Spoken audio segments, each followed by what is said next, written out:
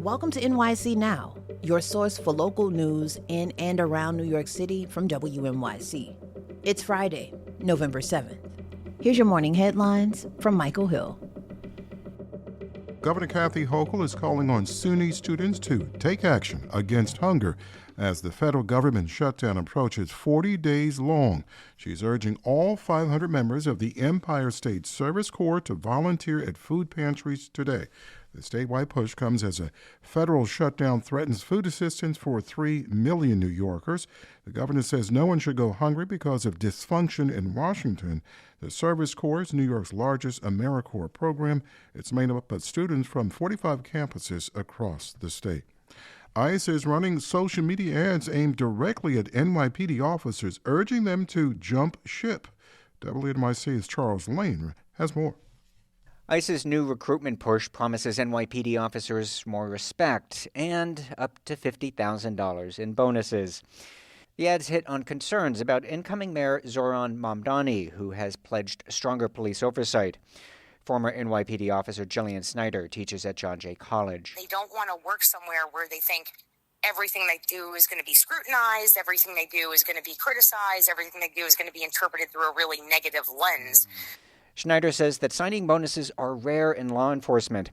ICE is also touting perks like student loan repayment and no degree requirements. More New York City buses are getting cameras to catch drivers who block lanes. This is starting on Monday. 4 more routes in the Bronx and Brooklyn will have automated enforcement. This includes BX9, BX15, B11, and B63. The MTA says the goal is faster, safer, more reliable service. Drivers will get warnings for 60 days, then fines starting at $50. The program already covers 47 routes across the city, which the MTA says has led to fewer collisions, less pollution, and fewer blocked bus stops. 42 with clear skies right now, but in Washington Heights it's 37. Partly sunny and 59 for a high today in the city. Those winds pick up in gusts to 30 miles an hour. Tonight showers likely through midnight, mid-50s. Then tomorrow a slim chance of showers by 7 in the morning. Becoming sunny, mid-60s with a light wind. It's Friday. That means it's time for our weekly segment of On the Way, covering all things transportation. That's after the break. I'm Sean Carlson for WNYC.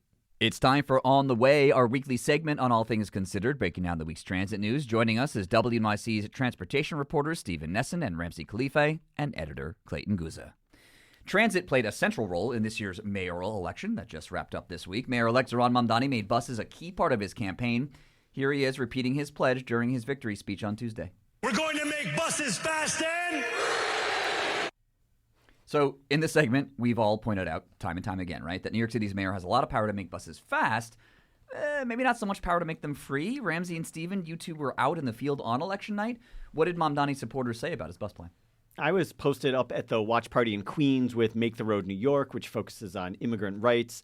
And it was a mix of people who say anything to make transportation more affordable and better would be welcome.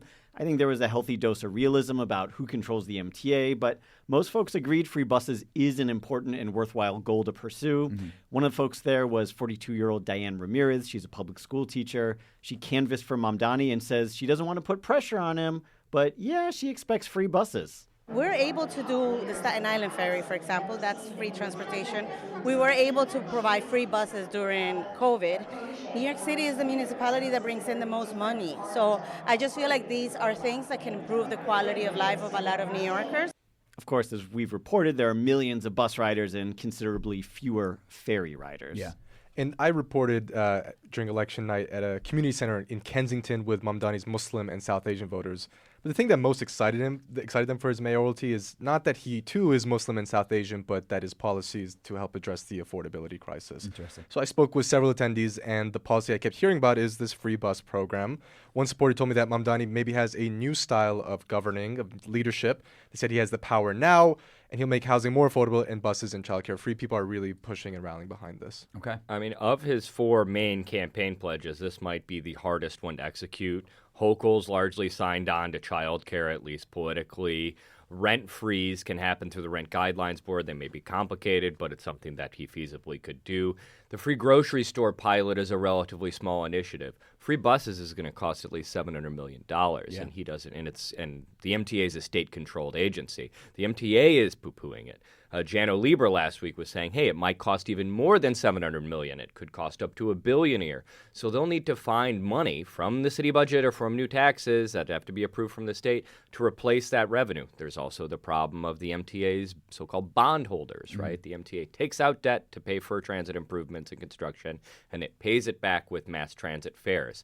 If you get rid of a whole fare revenue stream, the bondholders are going to say, hold on a minute, we need some other dedicated revenue before we sign off on that, right? There's a lot of masters here of the fare to consider. So it's going to be really tricky to navigate, and how and when and if and what version he executes this is really going to, I think, be a yardstick for how he's measured against his campaign promises moving forward. Yeah. But let's remember, the other half of his promise is to make buses faster. That might be an easier pursuit to go forward on.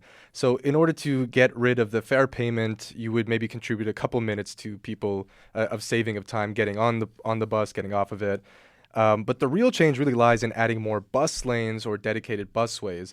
So on the campaign trail, he's promised to meet legal requirements of the Streets Master Plan, which says that the city must build at least 30 miles of protected bus lanes every single year. Okay. That's a law that Adams has ignored every year in office. as an important addendum there. Now, on the other side of the Hudson, Democrats scored a big win when Mikey Sherrill won the New Jersey governor's race. Stephen, in this week's newsletter, you highlight the controversy around the planned gateway tunnels that may have helped her win the race. Polling had indicated that Mikey Sherrill and Republican Jack Ciattarelli were in a pretty tight race.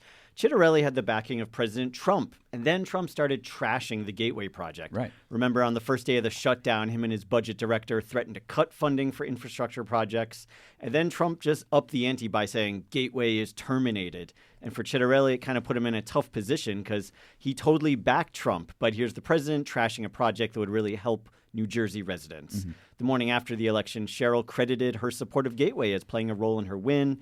I spoke to Dan Cassino, professor of government and politics at Fairleigh Dickinson University in Madison, New Jersey, who says probably did help turn out voters. It doesn't seem like a determinative issue in northern Jersey because most of your commuters in northern New Jersey who are commuting into the city, well, those are already voters who are pretty heavily Democratic. I think it probably helped with turnout. We did see turnout in those areas, and Essex County, Union County really go up in this cycle.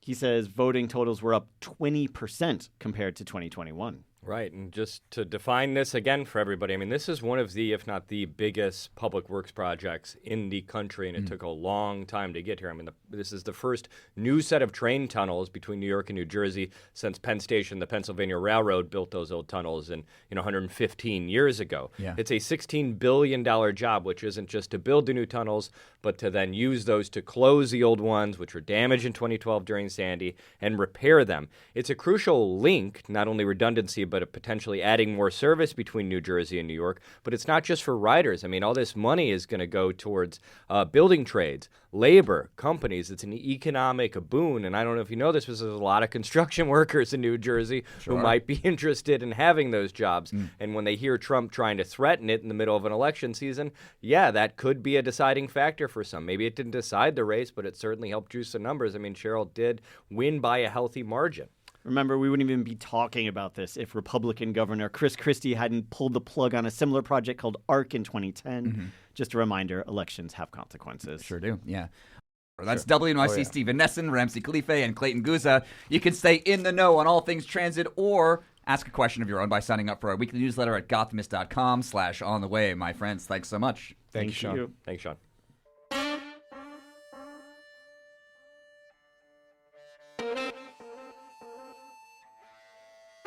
Thanks for listening. This is NYC Now from WNYC.